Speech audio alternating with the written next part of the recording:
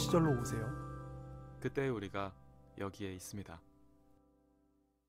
저희가 더 커뮤니티에 중독됐습니다. 네. 그래서 지금 15시간 보고 네. 좀 다시 보다가 지금 한 2시간째 2시간이 뭐예요 지금? 3시간? 3시간 넘게 하는 것 같은데 저희 지금 녹음 거의 다 뜨고 있거든요. 근데 저희 진짜 정상 아닌 것 같아요. 우리가 제일 불순분자예요. 우리가 불순분자고 동시에 불신분자예요. 그래서 그렇네요. 근데 어쨌든 마지막에 이야기하고 있는 건 어떤 인물을 좀 집단화시켜서 얘기하는데 네. 저희가 어떤 뭐 롤로 얘기한다기보다는 저희가 인물이 좀 나눴어요. 네. 근데 첫 번째 얘기했던 건 리더군, 그리고 두 번째 얘기했던 건 불순분자, 네. 그리고 우리 사회를 우리를 불편하게 만들었던 사람들. 네. 그리고 이제 세 번째는 시민에 대한 이야기를 좀 해볼게요. 네. 모든 사람을 이야기하기 좀 어려우니까 네. 저희가 뭐 1인 인물평을 했을 때 뭐 고혜신 씨나 슈가 씨 같은 경우는 조금 롤들이 좀 적지 않았나 싶고요. 그래서 뭐 두 분은 어찌 보면 되게 가장 일반적 사람들의 모습을 잘 대변하고 있는 정도다라고 네. 정리하면 될 것 같고. 네. 그레이시도 마찬가지 아니에요? 그레이시도 뭐 나중에 다른 아닌가? 롤이 좀 전해지긴 하지만 네. 뭐 그레이라는 인물이잖아요. 네. 근데 사실 저는 이분을 거의 시민으로 봐야 된다고 생각하거든요. 네네네. 그래서 이거 이므르 그레이라는 사람에 대한 이야기를 좀 해보면 네. 그레이라는 사람은 정말 이름 그대로 좀 그레이해요. 회색. 네. 제가 그레이라는 사람 인물평을 조금 박하게 했었거든요. 네. 근데 왜 그 이유는 이분이 갖고 있는 주관이 없어요.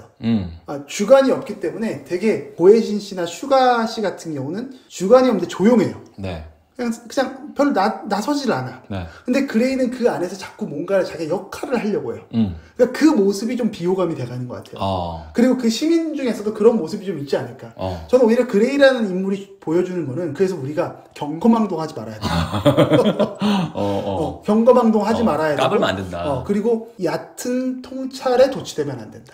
네, 전민기라는 분한테 죄송합니다만 이렇게 평가. 우리는 전민기를 비판하는 게 아니에요. 그레이에 대해서 얘기하는 그 안에서 보여주는 그레이라는 캐릭터를 얘기하는 거니까요. 너무 사람들은 내가 주인공이 되고 싶어요. 내가 모든 스포트라이트를 받고 싶어하고 내가 주연이 안 되면 킹메이커라도 되고 싶어요. 맞아요. 근데 뭐 그레이가 그렇게 킹메이커 역할을 했던 게 있습니까? 사실. 근데 본인은 그렇게 생각했다고 믿었죠. 근데 그게 이제 좀 짠하잖아요. 우리는 이렇게 보니까 위에서 보니까. 뭐 나중에 어떻게 생각하실지 모르겠지만 그런 모습의 사람이 되지 않으려면 진짜 필요한 건 실력을 좀 쌓아야 된다. 그게 뭐든지 간에. 저는 그레이의 흔들리는 걸 보면서 다크나이트의 위험성을 얘기했지만 다크나이트가 어찌 보면 조금 더 완성된 인간의 모습 아닐까 싶었던 거죠. 최소한 내가 뭘 하고 있는지는 알잖아. 그러니까 그레이랑 다크나이트를 합쳤다고 만약에 가정하면 좀 이상적인 인간형에 좀 더 가까워질 수 있다. 이상적인 혹은 아니면 되게 위험한 이렇게 될 수 있죠. 그렇군요. 뭐 재밌는 얘기네요.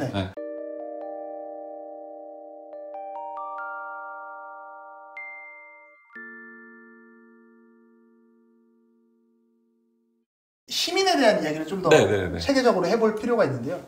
원우 씨는 여기서 가장 인상적인 시민은 누구였습니까? 혹은 뭐 이제 질문을 좀 다시 던질게요. 어떤 모습의 시민이 우리가 볼 때 이상적인 시민인 것 같아요? 저는 테드요. 테드. 뭐 답이 정해진 질문. 천재 이승국. 저는 제가 만약에 테드였으면 뭐 이렇게 잘하지는 못했겠지만 제가 만약에 이승국 씨여서 이렇게 그 방송 촬영을 했으면 저는 이 정도면 내가 주인공으로 이 프로그램이 다뤄질 수도 있겠다라고 생각하면서 찍었을 것 같아요. 왜냐면 굉장한 인상적인 역량을 많이 보여주시고 그렇죠. 그리고 뭐 비단 이 사람이 무슨 뭐 좋은 전략을 짜고 뭐 물론 그 전략 중에는 좀 끔찍한 것도 있습니다. 그렇죠. 뭐 파놉티콘 같은 뭐 이상한 진짜 좀 기괴한 그런 소름 돋는 이상한 전략을 뭐 짜기도 하지만 어쨌든 그 맥락 안에서는 되게 좋은 꾀였어요. 제한된 조건 하에서는 그런 것들을 비단 생각해냈기 때문에 이 사람이 좋은 시민이라는 게 아니라 제가 되게 인상적인 건 그런 부분이었어요. 그 백곰 씨가 오늘 백곰 씨 얘기를 많이 할 수밖에 없는 게 이분 종신 리더였기 때문에. 그렇죠. 근데 이분이 리더십으로 되게 무능한 모습을 보여줬고 테드는 공개적인 자리에서 정말 이례적으로 지금까지는 굉장히 막 나이스한 청년의 모습을 잘 보여주다가 그런 무능의 순간을 목도했을 때 굉장히 이례적으로 공개석상에서 백곰을 비판하거든요. 이렇게 비판해놓고 나중에는 그래도 투표할 때는 백곰을 찍어줘요. 그렇죠. 그러니까 되게 질책하고 실망감을 때로는 표현하지만 되게 또 단호한 그런 비판의식을 가지고 있지만 그럼에도 불구하고 그 리더에게 묵묵한 그런 지지를 보내주는 정말 건전하고 완성되어 있는 때는 민주 시민의 모습을 모범적으로 보여주지 않았나라는 생각이 들어서 저는 테드 씨를 얘기하고 싶어요. 저도 뭐 테드는 거의 또 하나의 주인공이라고 생각합니다. 맞아요. 그래서 처음에 드러나는 사람들이 뭐 슈퍼맨이나 백곰 같은 사람들이 드러나지만 진짜 든든한 우군이구나 라는 생각을 했었고 물론 벤자민이 슈퍼스타잖아요. 벤자민이라는 어찌 보면 엄청난 능력자에 대항할 수 있는 거는 테드밖에 없구나 라는 생각까지 했어요. 그러면 테드는 어떻게 대항할 수 있었는가? 여기서 전 좀 얘기하고 싶은 게 조금 전에 원우 씨가 말씀하셨던 비판 능력과 따뜻한 그 톨레랑스 이 두 가지를 다 갖추고 있죠. 그리고 동시에 테드는 본인의 그 소망을 잃지 않아요. 그러니까 테드는 되게 이상적인 사람입니다. 저는 아직도 불순물자가 없을 수 있다고 생각해요. 그리고 우리가 해피엔딩을 할 수 있다고 생각해요. 저는 이게 천국이 우리에게 가능하다고 생각해요. 근데 이게 굉장히 다른 사람들을 갈증나게 할 수도 있지만 이 희망을 붙들고 있는 사람이 있어야지 우리 사회가 건전해져요. 맞습니다. 저 완전 2000% 동의해요, 이 얘기. 이걸 뭐 이상적이라고 우리가 조롱해서는 안 되고 이 사람이 있기 때문에 사실 희망이 전염되는 거거든요. 그리고 이 사람은 그 역할을 공허하게 붕 떠 있지 않고 자신의 행동을 합니다. 그리고 저는 가장 테드의 어떤 인상적이었던 부분은 인민재판 때문에 테드 역시도 의심을 받아요. 여기서 사실 마이클과의 어떤 성숙도의 차이가 나는데 마이클과 그레이 같은 사람들 이거 저는 이 사람들이 못나서가 아니라 대부분 이런 모습일 거라고 생각해요. 그 맥락 안에서는 더더욱 왜 나를 의심해? 그러니까 나도 너 의심할래. 기분 나쁘네. 이렇게 되는데 테드는 오케이 괜찮습니다. 그럴 수 있지. 저도 그렇다고 생각해요. 이게 굉장히 차가운 머리를 식히는데 그렇지만 그 사람에 대한 이해나 신뢰를 잃지 않아요. 맞아요. 이거는 거의 사실 다시 생각하면 할수록 벤자민의 능력치보다도 어찌 보면 대단한 인품과 품성 아니야? 그러니까, 이거 정말 소름 돋는 거 아니야? 그러니까 이게 결국은 우리 사회가 지향해 나가는 어떤 모습이어야 되지 않을까? 맞아요. 전 그 모습을 이승국이라는 청년이 더 커뮤니티에서 우리 사회에서 어떤 롤모델이 사라지는 시대에 보여주고 있다. 그래서 굉장히 멋있게 봤어요. 맞아요. 그래서 우리는 커뮤니티라는 프로그램을 보면서 벤자민을 분석하고 싶어져요. 하지만 우리가 진짜로 잘 알고 있어야 할 사람은 테드인 것 같아요. 그렇죠. 그러니까 우리가 흔히 말하는 차가운 머리에 따뜻한 가슴을 아주 이 프로그램 내에서는 적어도 아주 이상적으로 보여준 인물이다. 그런 생각이 들어요.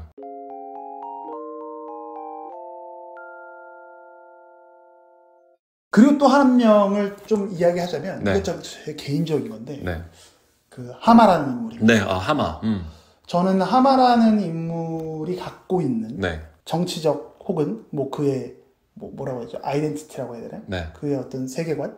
저는 그 부분에 있어서 별로 동의하지 않아요. 그분의 그런 사상이나 이념. 그분의 사상이나 이념을 저는 별로 지지하지 않습니다. 그런데 어떤 생각을 했냐면 저런 사람이라면 이야기할 수 있겠다.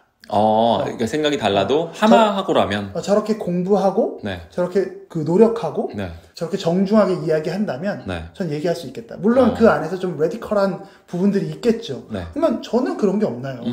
그렇죠. 우리 모두 다 뾰족한 부분이 있어요. 근데 그거를 우리는 그 뾰족한 거를 어떻게 상대방에게 잘 전달하기 위해서 나의 생각을 일관되게 예의 있게 전달하느냐의 문제예요.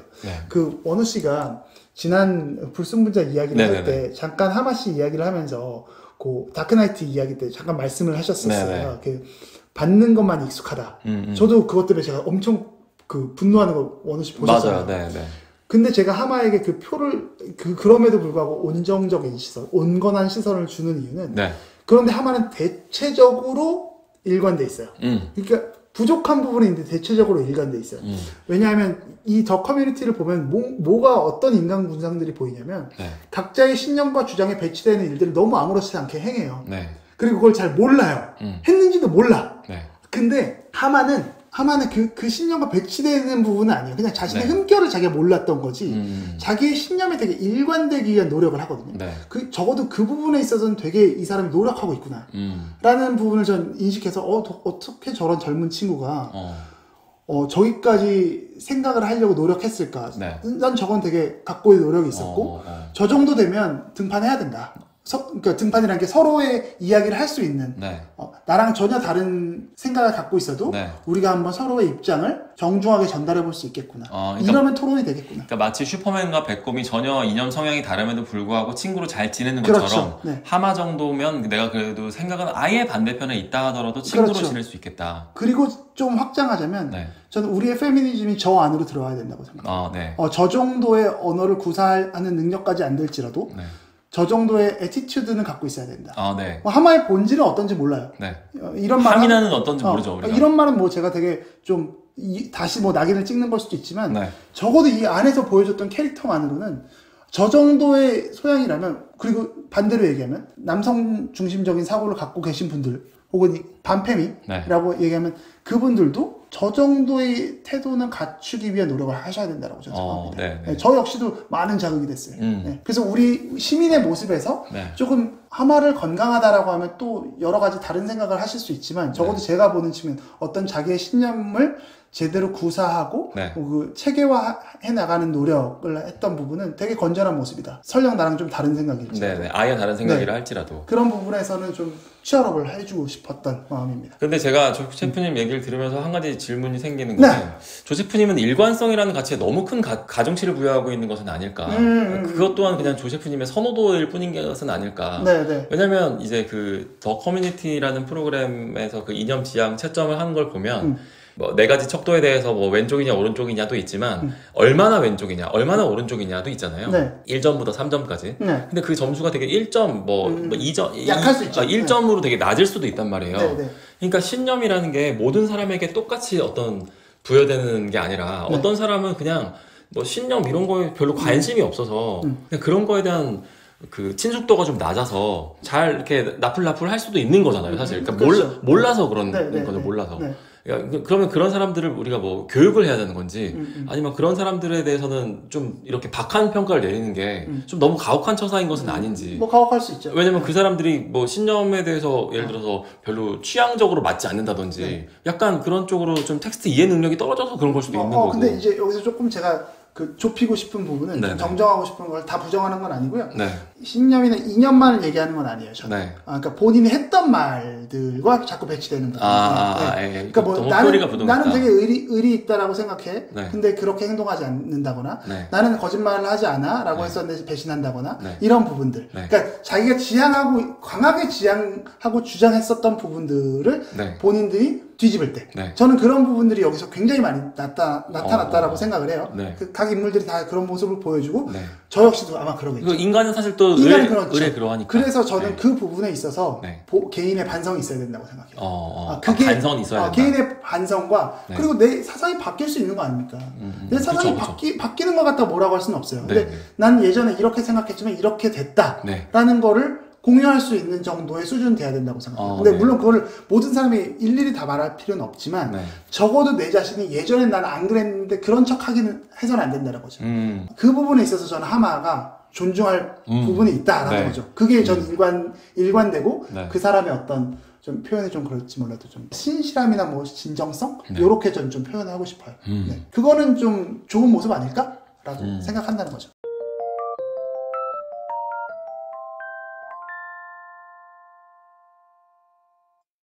더 커뮤니티에서 네. 상당히 여러 가지 문제를 다룹니다. 네. 정치, 그러니까 진보냐 보수냐. 네네. 이거는 이제 세금을 얼마나 거둘 거냐 말 거냐. 그쵸. 큰 정부냐 작은 정부냐의 문제를 우리를 고민하게 하고요. 네. 네. 그리고 두 번째는 젠더였죠. 네. 뭐 페미니즘이냐 아니냐. 네. 그리고 상속세에 대한 부분이나 뭐 이런 어떤 네. 부유 계급 어떤 계급에 네. 대한 이야기. 그래서 뭐 어떤 다크나이트나 지니 같은 인물들을 저희가 좀 이야기를 했었고요. 네. 이제 그 개방성이라는 부분이 있습니다. 그 개방성을 상징하는 인물이 이제 한 뭐 몇 사람이 나오는데 그래도 그 중에서 가장 이 프로그램이 정말 프로그래밍 됐다. 네. 잘 짜여져 있다를 보여주는 게 중간에 새로운 입주자가 등장하죠. 네. 맞아요. 이란 출신 여자 바누라는 대학생인가요? 네, 대학생. 그분이 갑자기 비를 맞으면서 서 있고 네. 그 커뮤니티의 모든 문이 차단되어 있는 상태에서 네. 이 사람을 받을까 말까. 네, 막 보여요, 그 사람이. 막 비를 맞고 있어요. 정말 난민 같아요. 네. refuge라고 했었죠. 네. 그래서 이 바누를 받을까 말까. 그리고 반우한테 어떤 베네핏을 줄 것인가. 근데 사실 베네핏의 범위는 정해져 있었어요. 규모는 정해져 있었고 이거를 어떻게 마련할 것인가. 어떤 방식으로 줄 거냐. 어떻게 각주할 것인가. 요 정도. 그러니까 반우의 자금과 반우의 호감도 요 부분이 이제 정해지잖아요. 저는 이 부분이 결국은 우리 사회가 직면한 난민 문제, 그 이민자 문제, 타민족 문제, 이거랑 사실 결부되는 내용이에요. 조금 우리 사회에 대한 이야기를 하면, 우리나라는 사실 저 역시도 이 프로그램 안에서 얘기했던 것처럼 굉장히 차별이 심한 국가다라고 생각을 합니다. 그걸 다만 우리가 인지하지 못한, 즉 인지 부조화의 상태다. 찐 차별주의자들이라서 그래요. 그러니까 이거 원우 씨가 얘기한 거예요. 근데 차별을 내가 하고 있는지 모르는데 그럴 상황이 안 됐었기 때문에. 근데 이제 그게 막 벌어지는 거죠. 그렇죠. 그 상황에서 우리가 정말 이 난민이나 이주민을 어떻게 받아들일 거냐에 대한 문제거든요. 반우 문제. 그 반우 문제에 대한 감상은 뭐 정말 프로그램을 정말 잘 짰다에 대해서는 아마 공감하실 것 같고. 이거는 정말 천재적이었다고 저는 생각해요. 저는 궁금한 거는 원우 씨는 이 이민자 문제를 어떻게 진행해야 된다고 생각하십니까? 그 질문을 답변하기 위해서 이 프로그램의 내용에 대해서 좀 다시 회상을 좀 해보면 제가 이렇게 천재적인 포인트라고 얘기하는 것 중에 이제 이유가 정말 연출을 잘했어요.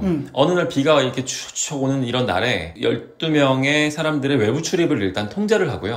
그러면서 이 어리고 예쁜 중동 출신 그 어떤 소녀처럼 보이는 어떤 여성을 이제 비 오는 바깥에 뭐 우산 하나 주긴 하지만 막 비바람이 몰아치는데 거기다 세워놓는 거예요. 막 날아갈 것 같아. 그 사람을 보면서 12명이 논의를 하게 만든 거예요. 이 사람을 받아들일 거냐 말 거냐. 어떻게 받아들일 거냐 이런 걸 논의하게 만드는 거예요.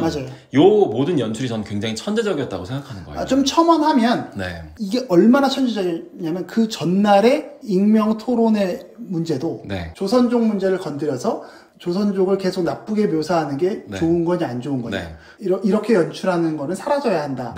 에 투표한 사람들도 다 있는 상황이에요.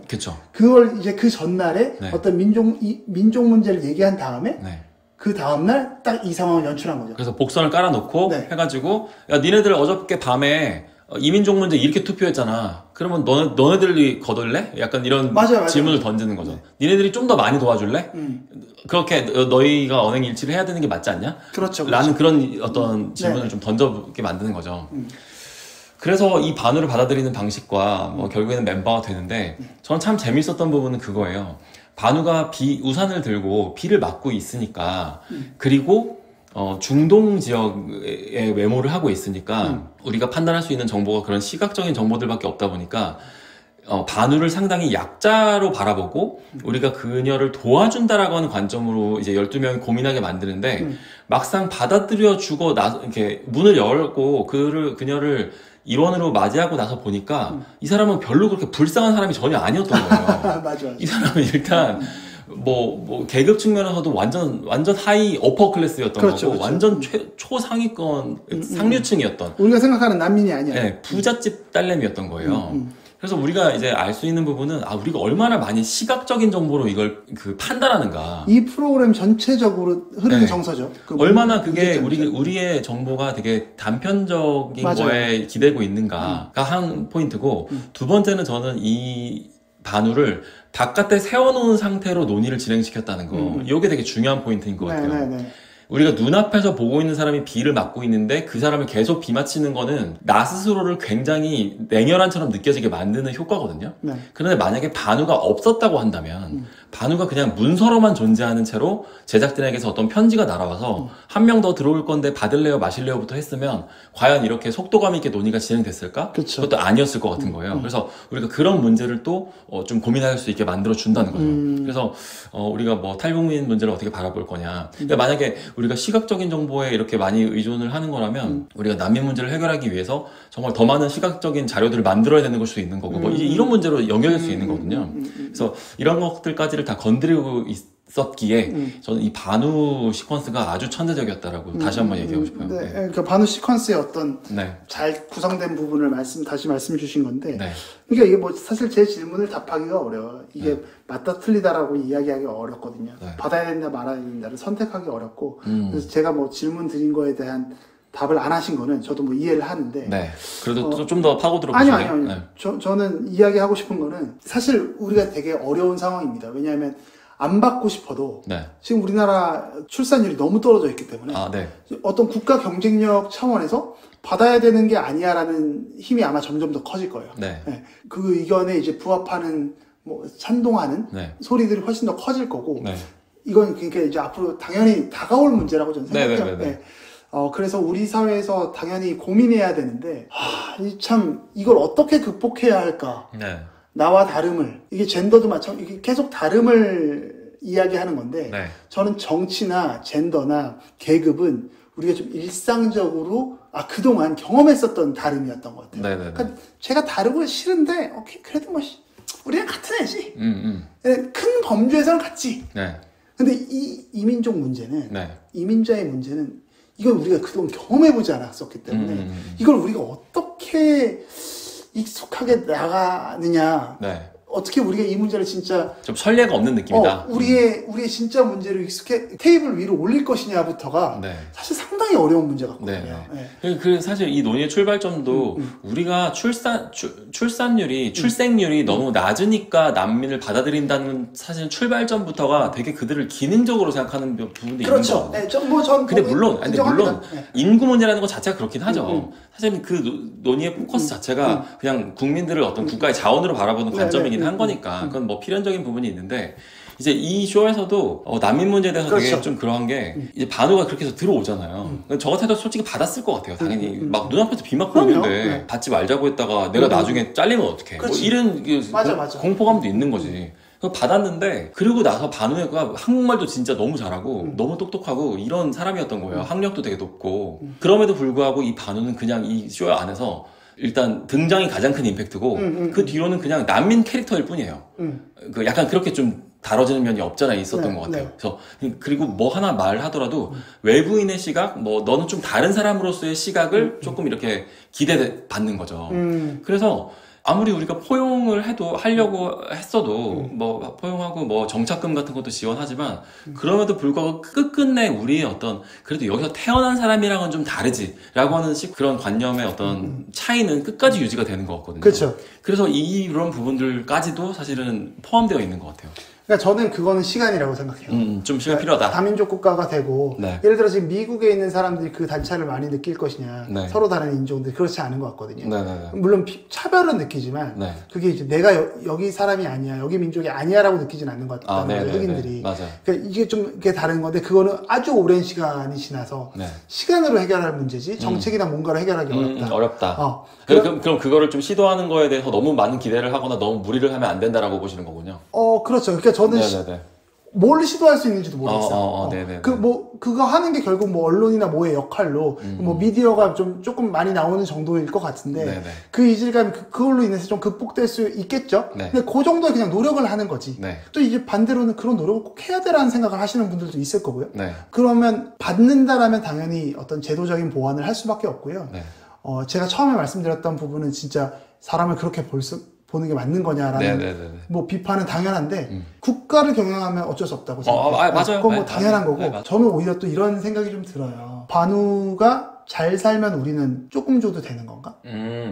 반우가 우리가 생각할 때처럼 가난하지 않으면 뭐 이렇게 우리가 지원하지 않아도 되는 건가?에 대한 생각이 드는 거예요. 그러니까 이게 약간 원칙의 문제라는 거죠.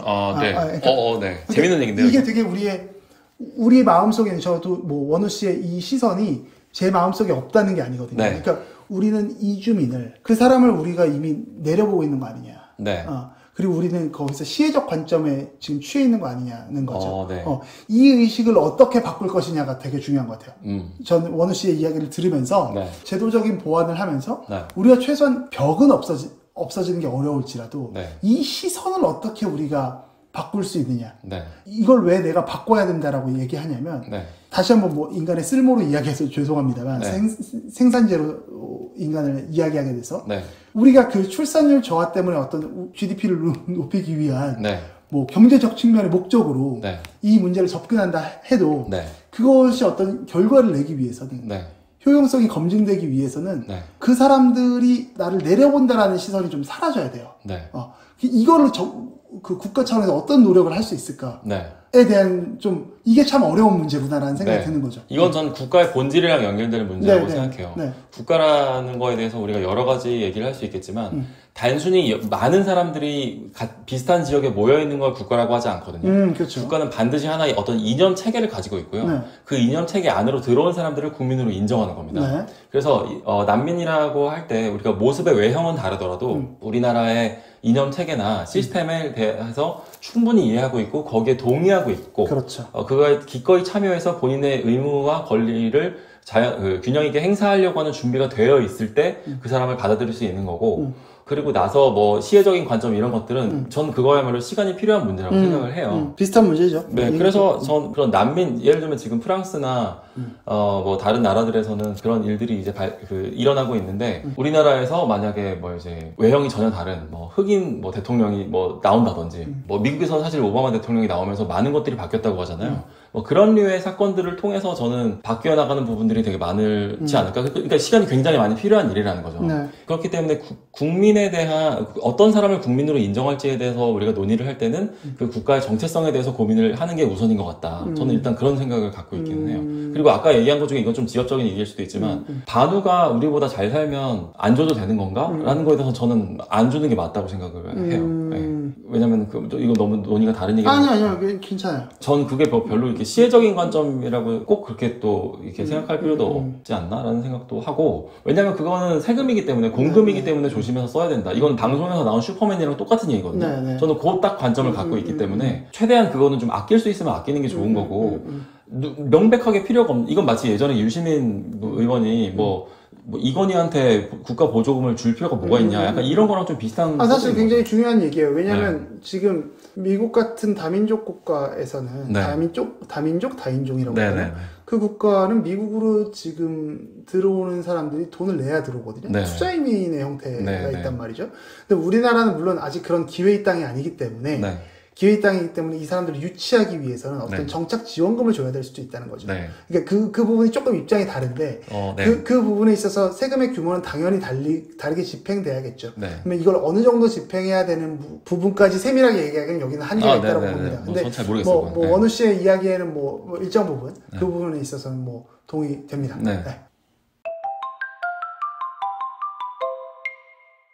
저희가 좀 급하게 하지만 나름 되게 열심히 그리고 변태적으로 중독자처럼 미친 사람들처럼 더 커뮤니티를 되게 급하게 이야기를 했습니다. 그래서 사실 얘기하고 싶은 거는 아마 중간중간에 저희가 전달하는 부분이 저희가 논리적으로 완전히 지금 정리해서 이야기하는 게 아니어서 좀 부족한 부분이 있을 거예요. 그래서 이런 부분들은 조금 양해해 주셨으면 좋겠고 그리고 부족한 부분을 가열차게 비판해 주시면 저희가 그 안에서 존중하고 또 공부하겠습니다. 그리고 혹시 조금 더 이 부분에 대해서 얘기해달라는 게 만약에 있으시면 저희가 녹음 다시 한 번 더 할게요.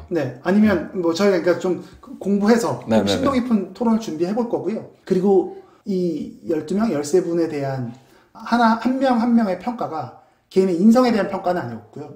다시 한번 말씀드린 이 캐릭터에 대한 이야기였고 사실 더 커뮤니티라는 프로그램을 통해서 정말 오랜만에 되게 희열을 느꼈어요. 맞아요. 나는 솔로에서 주는 희열이 아니라 뭔가 압도적인 감탄? 같은 걸 좀 느꼈습니다. 그래서 도파민 수치만 자극한 게 아니라 우리를 뭔가 다시 열정적으로 만들어줘서 너무 감사드리고 지적 쾌락이었다고 생각해요. 지적 쾌락 그리고 도전을 좀 줬고요. 이런 마음을 제가 사실 정치 혐오를 좀 갖고 있었잖아요. 최근 몇 년 동안. 근데 저 역시도 좀 반성하게 됐었던 시간입니다. 원우 씨 뭐 한마디 하시죠. 저는 제가 바뀌어나가고 싶은 부분들 그 다음에 내가 저 커뮤니티 안에 세트장 안에 있었으면 어떤 모습이었을까를 끊임없이 고민하게 했다는 점에서 되게 자아성찰적인 면도 많이 있었던 것 같아요. 그래서 뭐 최근에 나는 솔로 같은 그런 류의 물론 나는 솔로 되게 좋은 프로그램인데 나는 솔로 같은 그런 좀 약간 자극적인 도파민에 익숙해져 있었다면 지금은 저는 더 커뮤니티를 봤을 때의 그런 저의 반응은 테드창 소설을 처음 읽었을 때의 느낌이랑 오히려 더 유사한 부분이 있다. 되게 책 같은 예능이었다. 라는 그런 감상으로 마무리를 할 수 있을 것 같아요. 다음에는 또 어떤 이야기로 돌아올지 모르겠어요. 영화를 할지 뭘 할지. 그렇지만 저희가 또 이렇게 신나는 얘기를 할 수 있기를 저희 역시도 소망합니다. 감사합니다. 감사합니다.